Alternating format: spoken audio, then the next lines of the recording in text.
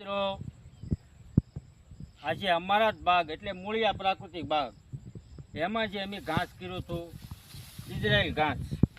આ જે ઘાસ છે 40 દિવસમાં કમ્પ્લીટ થઈ ગયું, 30 દિવસનું થઈ ગયું તે એનું વાઢવાનું ચાલુ કરી દીધું છે. અને આની હાઈટ છે કમસે કમ 7 ફૂટ 6 ફૂટ તો મિનિમમ થાય.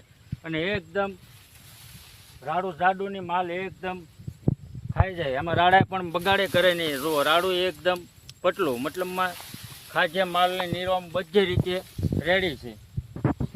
તો આ ઘાસ આપણે વાઢવી એટલે કમસે કમ જો આ વાઢ્યું છે આનું પાછું 30 થી 40 દિવસમાં ફરીવાર વાઢ આવી જાય છે.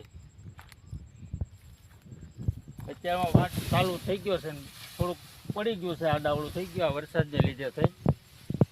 પણ માલને ખાજે બધી રીતે બહુ બેસ્ટ છે, સારો એકદમ સારો થાય છે.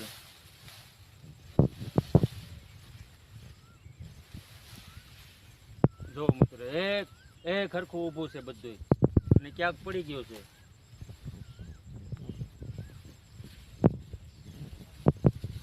સીતારામ મિત્રો.